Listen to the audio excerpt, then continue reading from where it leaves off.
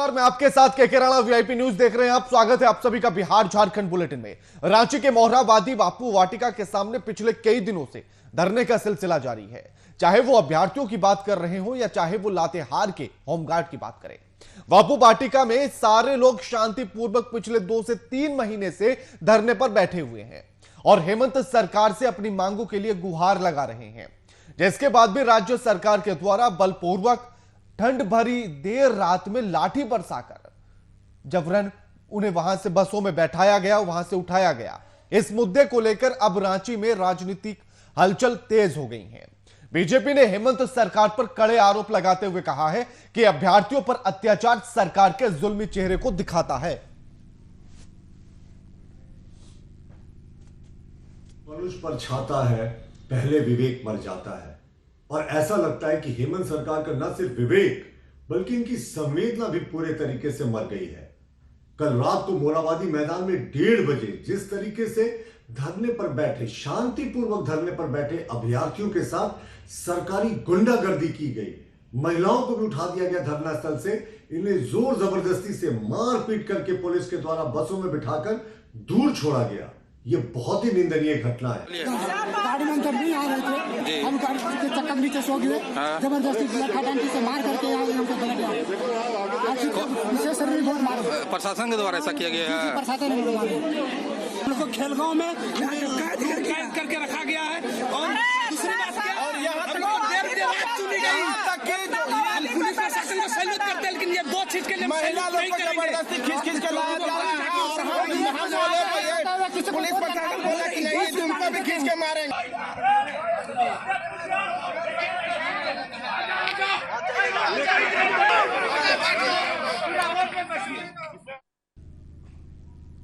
इस खबर पर हमारे साथ हमारे संवाददाता शुभम कुमार फोन लाइन पर जुड़ गए हैं। शुभम, मोरहाबादी में पिछले कई महीनों से लगातार ये सिलसिला प्रदर्शन का देखा जा रहा है। अभ्यर्थी भी बैठे हुए हैं, होमगार्ड वाले भी बैठे हुए हैं।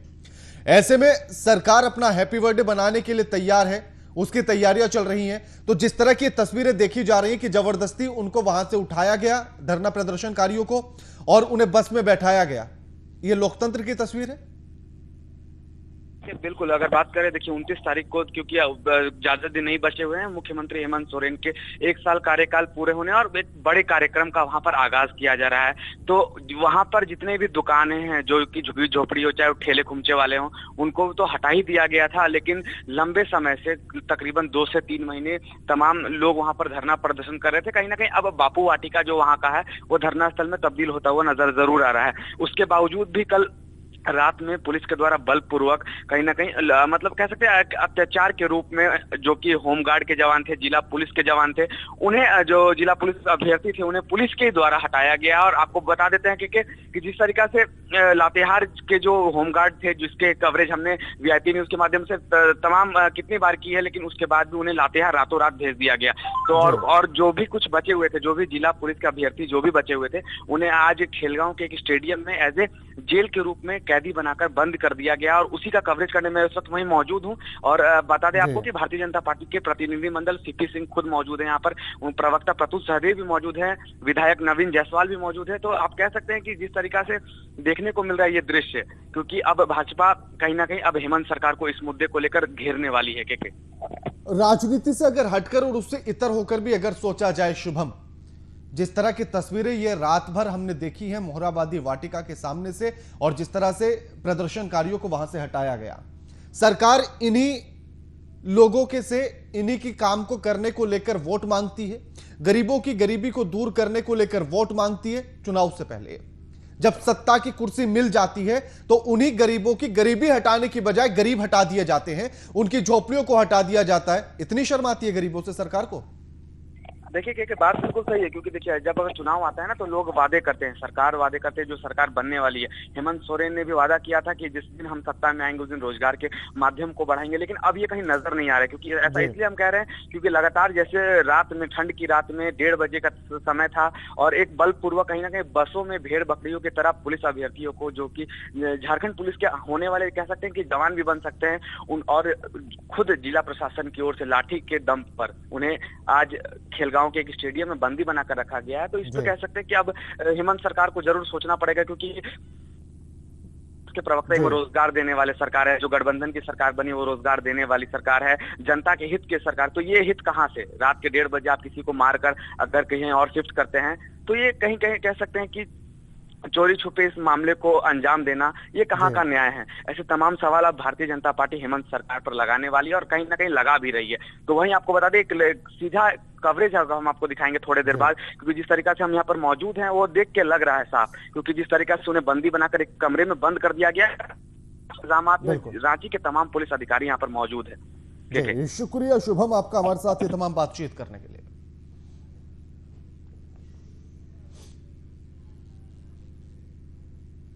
कृषि कानून को लेकर देश में किसानों का आंदोलन काफी उग्र हो चुका है। जगह जगह से विरोध की तस्वीरें देखने के लिए मिल रही हैं। इसी कड़ी में बहुत हुई मन की बात, अब करो किसानों की बात के नारे के साथ वाम दलों के विभिन्न संगठन एवं सामाजिक कार्यकर्ताओं ने रांची के अल्बर्ट एक्का चौक पर विरोध प्रदर्शन किया। इस दौरान कार्यकर्ताओं ने थाली पीटकर अपना रोष भी व्यक्त किया है।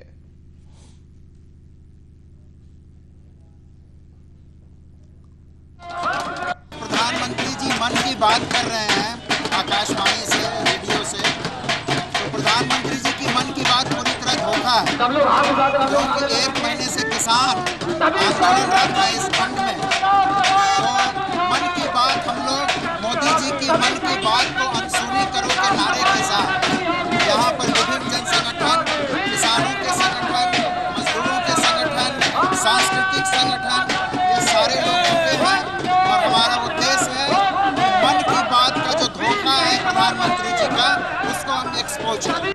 देखिए, केंद्र की सत्ता पर आने के बाद समय समय पे मोदी जी मन की बात करते रहे हैं और ये लंबे समय से मन की बात करते करते और उनकी मन की बात सुनते सुनते हम लोग उब गए। अब मोदी जी से ये हम लोग ये कहना चाह रहे हैं कि मन की बात बहुत हो गई है, मन की बात छोड़े और देश के अंदर में जो किसानों का आंदोलन चल रहा है, जो देश के आम आवाम का जो सवाल है, उस पर बोलना चालू करें।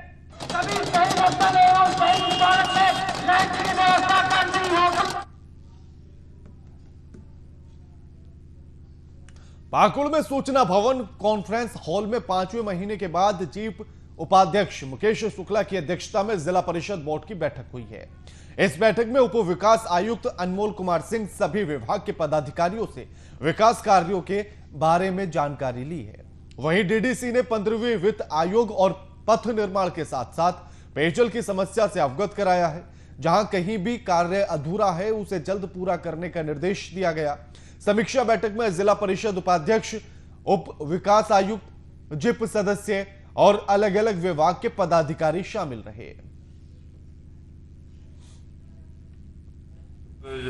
5 महीने के बाद आज आयोजित की गई है।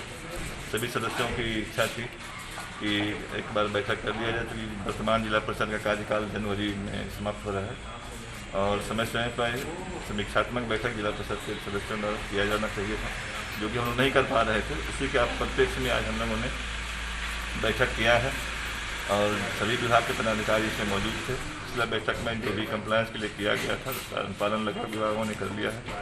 जो 1-2 विभाग छूट गए हैं तो उन्होंने शासन दिया है 1-2 दिन में उसका अनुपालन कर दें।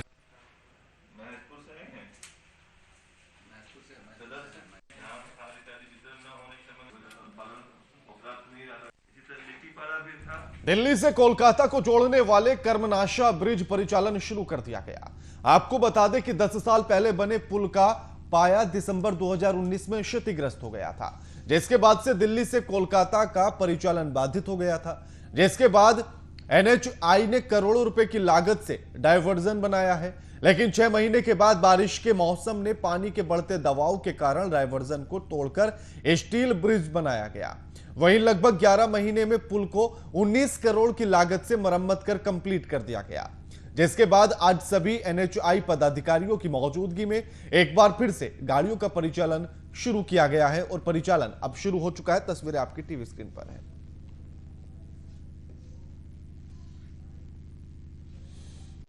नॉर्मल ट्रैफिक को चलने के लिए और उसके बाद पूरा निगरानी की जा रही है ब्रिज के हर मोमेंट पर और ये इंश्योर किया जाएगा कि ब्रिज के ऊपर कोई भी गाड़ी पार्क ना हो और ओवरलोड गाड़ी इस पर जाना मना है। नहीं, रेगुलर चलाया जाएगा। अभी बीच में 2-4 दिनों के लिए एक बार फिर रोका जाएगा। जो स्टील ब्रिज है हमारा रिपेयर हो रहा है जी सर, उसको भी हम रिपेयर करके बैकअप में रखेंगे। 3 बजे से चालू कर दिया जी सर। पीडी साहब आए थे NHI PIU Sasaram traffic open करने के लिए after getting the total permission मिलने के बाद। सर क्या गाड़ियों का आवागमन रेगुलर चलेगा कि फिर बीच में बंद होगा? नहीं, रेगुलर चलेगा, कोई बंद नहीं।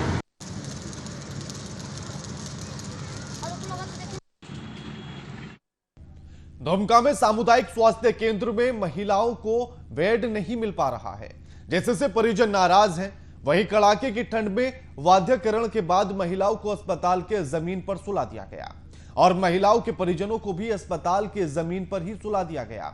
वहीं महिलाओं के परिजनों के द्वारा जमीन पर सुलाए दिए जाने का विरोध किया गया, जिसके बाद अस्पताल प्रबंधन के द्वारा कोई ध्यान नहीं दिया गया।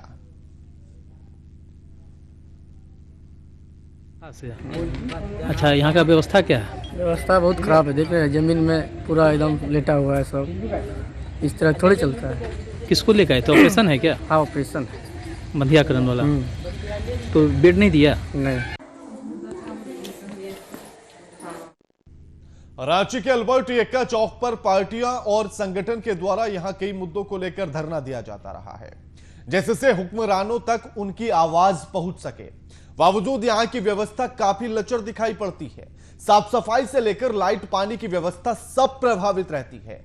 इसीलिए राष्ट्रीय युवा शक्ति के द्वारा अल्बर्ट एक्का की जयंती पर एक दिवसीय सांकेतिक धरने का निर्णय किया गया। इस दौरान राष्ट्रीय युवा शक्ति के नेता उत्तम यादव ने सरकार की उदासीन रवैये पर सवाल खड़े किए हैं।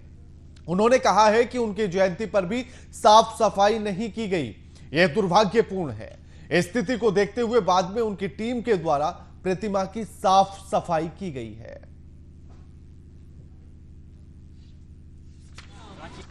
आज दुख होता है कि आज परमवीर अल्बर्ट एक्का का आज जयंती है। मात्र 20-21 साल की उम्र में देश के लिए वीर गति को प्राप्त किए थे और झारखंड का नाम रोशन करने का काम किया था।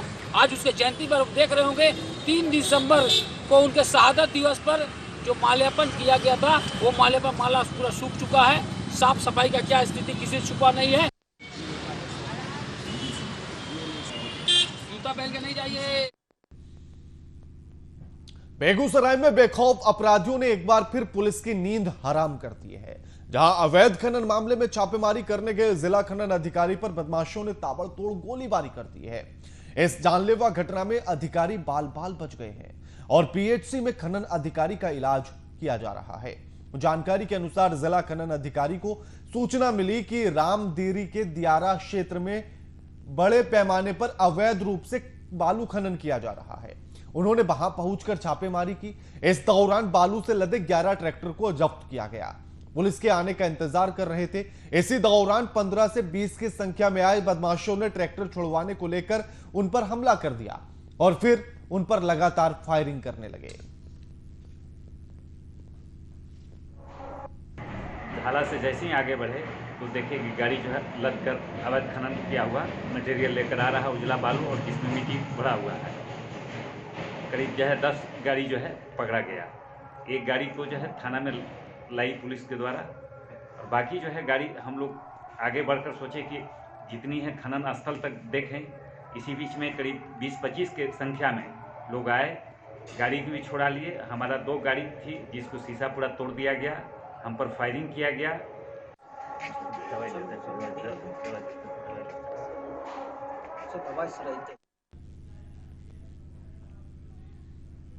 मुजफ्फरपुर पुलिस को सफलता हाथ लगी है। आपको बता दें कि बीते दिनों जिले के मोतीपुर पुलिस थाना में युवक को गोली मारकर बाइक लूट अपराधी फरार हो गए थे, जिसका पुलिस ने खुलासा कर दिया है।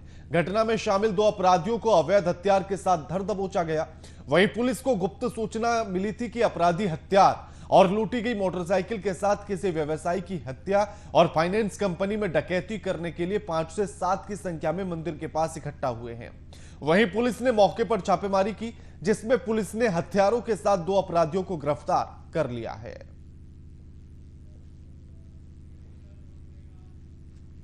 पुलिस के हाथ एक बड़ी सफलता लगी है। मुजफ्फरपुर से तस्वीरें आपकी टीवी स्क्रीन पर हैं, लेकिन ऐसे में सवाल यही उठता है कि जिस तरह से एक के बाद एक बिहार के भीतर अपराध का ग्राफ बढ़ता चला जा रहा है, लेकिन उसी में अब पुलिस को यह एक बड़ी सफलता भी हाथ लगी है, जहां 5 की संख्या में अपराधी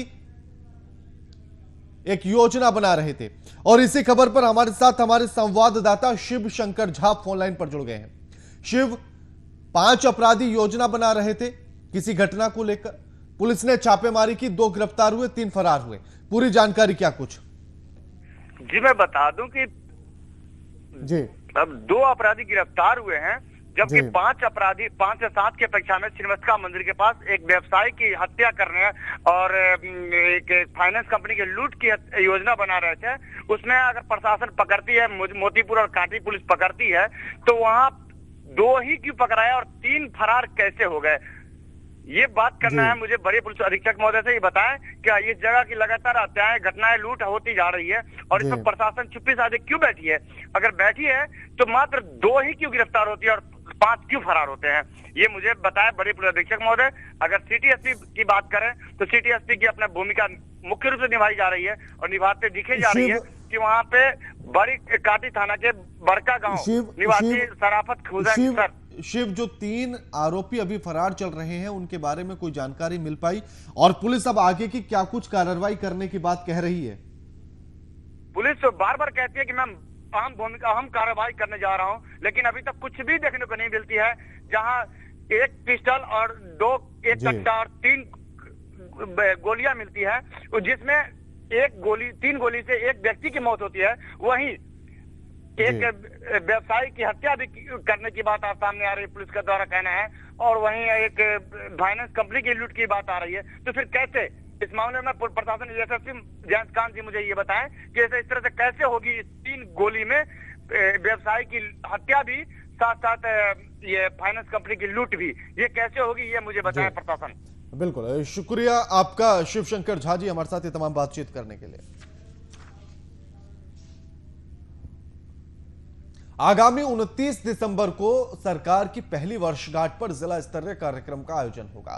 पाकुड़ में रानी ज्योतिर्मय स्टेडियम को कार्यक्रम के लिए चयनित किया गया। इसी कड़ी में डीसी, एसपी समेत जिले के वरीय पदाधिकारी ने रानी ज्योतिर्मय स्टेडियम का निरीक्षण किया। इस दौरान डीसी ने कार्यक्रम को लेकर संबंधित पदाधिकारी को निर्देश दे दिए हैं।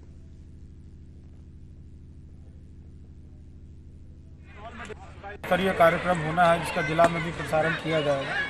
इसे लेकर पूर्व में किसी वन सभागार में 200 लोगों तक को बुलाने की अनुमति थी, जिसे आज वीसी के माध्यम से निर्देश प्राप्त हुआ है कि इसकी लिमिट को 1000 तक बढ़ाने के लिए प्रस्ताव दिया है और 1000 तक लाभों को कोविड के दिशा निर्देशों में रखते हुए हम लोगों ने इस ज्योतिर्मय स्टेडियम का चयन किया है, जहाँ पर अधिक संख्या में लोगों के बैठने की क्षमता है। और अभी 29 तारीख का कार्यक्रम हम लोग यहीं पर करेंगे, जिसमें हम लोग 1000 तक सभी लाभों और पदाधिकारियों को मिलाकर बुलाने का प्रोग्राम बनाया। नीतीश कुमार को चुनाव के समय पर आपने तमाम जद्दोजहद करते हुए देखा होगा, क्योंकि उस समय पर चुनाव था और चुनाव जीतना भी था। तो ऐसे में सिर्फ यही लग रहा था नीतीश कुमार को कि एक बार और मुख्यमंत्री बन जाए तो फिर सारी समस्याएं दूर हो जाएंगी। लेकिन चुनाव जीते भी, मुख्यमंत्री बने भी, लेकिन समस्याएं दूर नहीं हुई। एक तरफ विपक्ष का सितम है और दूसरी तरफ अपनों का सितम है। इसी बीच कल जिस तरह से कार्यकारिणी की बैठक जेडीयू की शुरू हुई और आज भी बैठक है, लेकिन अब ऐसे में यह देखना होगा कि आखिर इस बैठक से निकलकर क्या कुछ सामने आता है। और इसी पर देखिए हमारी एक खास रिपोर्ट।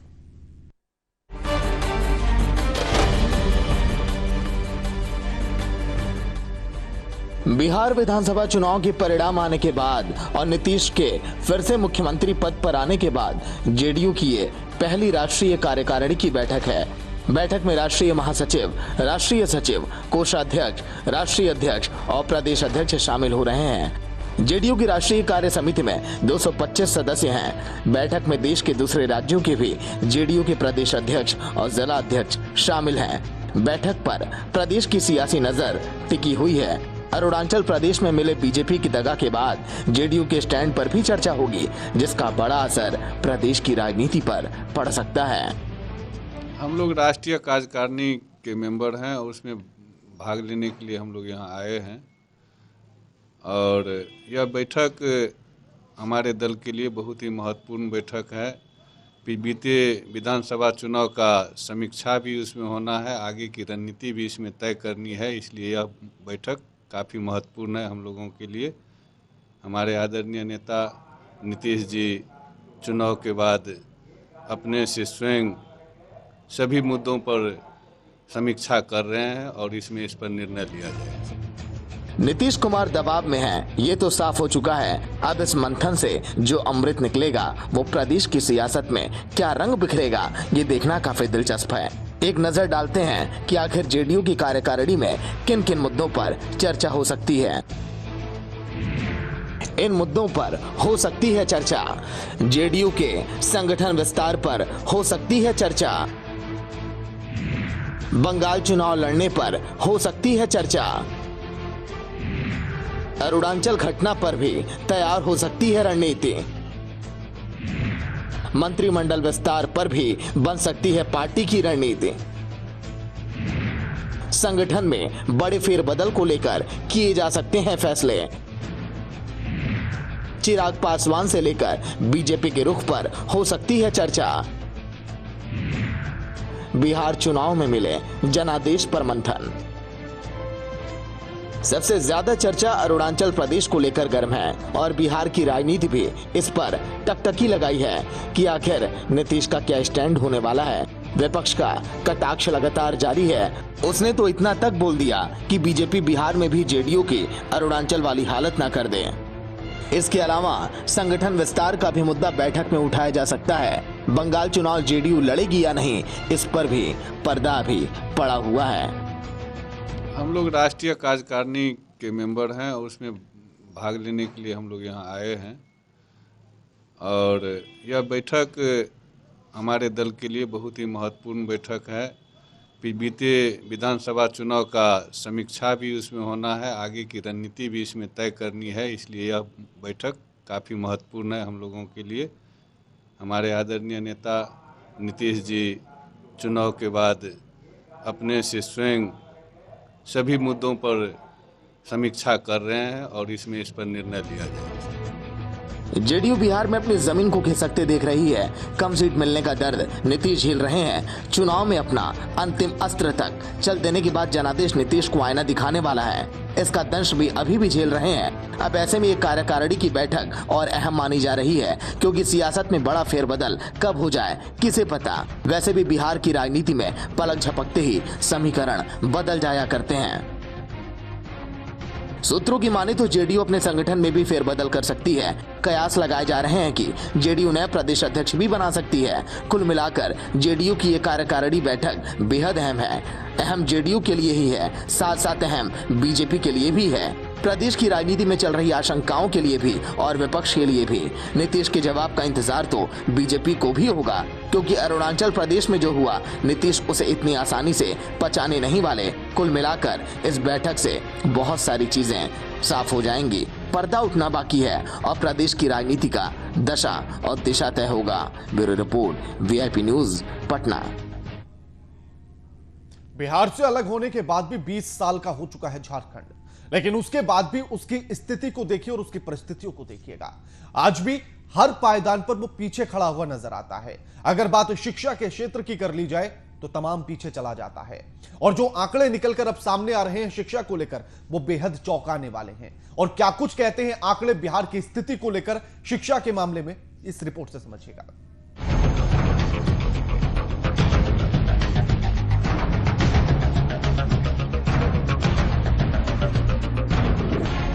झारखंड में 4 महीने में 8वीं पास 92,000 छात्रों ने स्कूल छोड़ दिया है।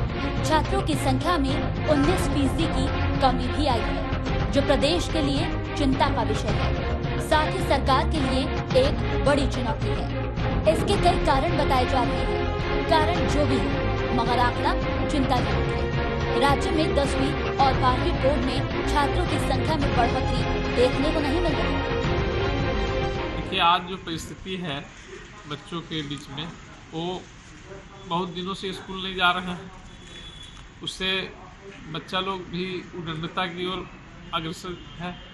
और राज्य सरकार जो है चाहे जो शिक्षा विभाग के वरीय पदाधिकारी हैं, इस पर जो है ठोस निर्णय जो है नहीं कर पा रहे हैं, ताकि बच्चों का जो है उज्जवल भविष्य जो है हो, है ना। राज्य जो है आगे बढ़ता अगर बच्चों का जो है शिक्षा का जो है समुचित व्यवस्था किया जाता तो, लेकिन ऐसा जो है दिखता नहीं है कि बच्चों को जो है स्कूल जाने के लिए जो है सरकार कोई ठोस नीति नहीं बना पा रही है।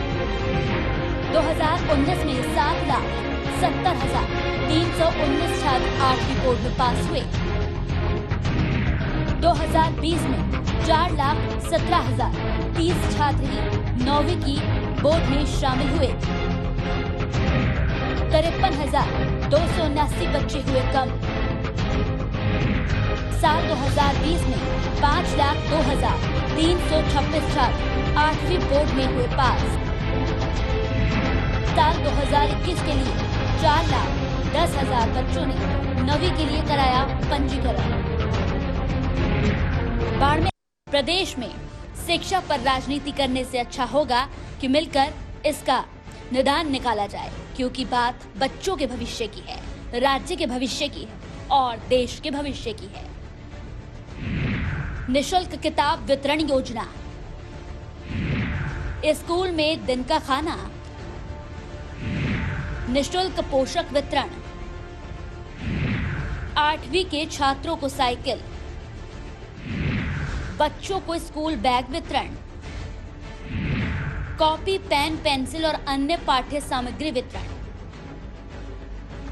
स्कूल में बच्चों की कम होती संख्या पर लोगों की अपनी दलीलें हैं, मगर सवाल जस का तस है कि आखिर क्यों इतनी संख्या में 8वीं के बाद स्कूल बच्चे छोड़ रहे हैं। सरकार को इसका कारण ढूंढकर निजात देना होगा। इस पर प्रमुखता से काम करना होगा कि आखिर क्यों बच्चे 8वीं के बाद स्कूल छोड़ने को मजबूर हैं। 8वीं के बाद स्कूल छोड़ने के क्या हो सकते हैं कारण? अलग अलग कारण से बच्चे स्कूल छोड़ रहे हैं। 9वीं में दाखिला लेते हैं मगर परीक्षा में शामिल नहीं होते। ज्यादातर सरकारी योजनाओं का 8वीं तक ही होना। इस साल कोरोना महामारी भी एक प्रमुख कारण जो भी हो, सरकार को गंभीर होना होगा। प्रदेश पहले से ही अशिक्षा का दंश झेल रहा है। ऐसे में अगर अशिक्षित की और भीड़ बढ़ती गई तो प्रदेश को इसका अलग खामियाजा भुगतना पड़ सकता है। सरकार सभी कारणों और किंतु परंतु को दूर करे, प्रदेश को अशिक्षित की भीड़ बनाने से बचे। विभाजन के बाद से ही प्रदेश अशिक्षा, बेरोजगारी, पलायन, मानव तस्करी का दंश झेल रहा है। अगर शिक्षा दर में और गिरावट आती है तो ये सबके लिए चिंताजनक है। Bureau report, VIP news, Ranchi. Bulletin में फिलहाल इतना ही। लगातार खबरों के लिए देखते रहिए VIP न्यूज। नमस्कार।